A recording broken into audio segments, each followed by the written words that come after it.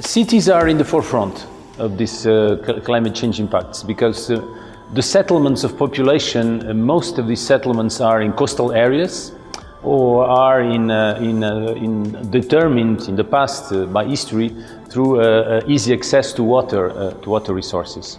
So either we are in the scenario of too much water, to floods or increase in the level of oceans, or in the case of not enough water through the issues of droughts.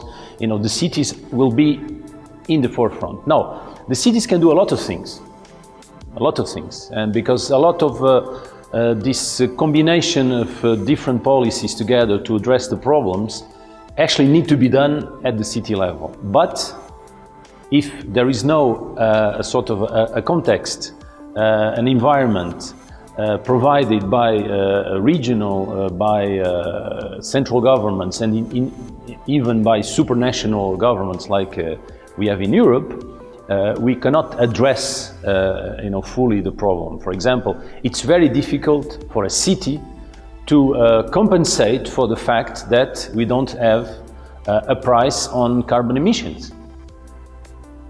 The price on carbon emissions is the most obvious economic instrument to induce every economic agent to tackle, incorporate, interiorize in some sense this problem of climate change. If you don't have this parameter in place, it's very difficult for a city to compensate for the lack of this instrument.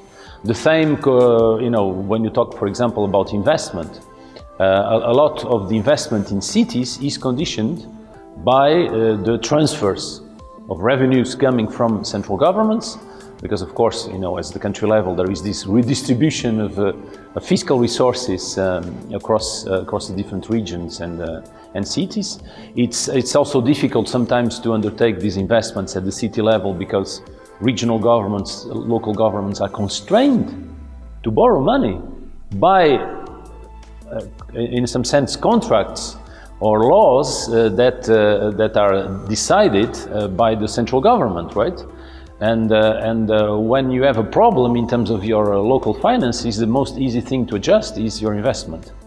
And most of the public investment, in particular in the water, is done by these subnational governments. It's not done by national governments.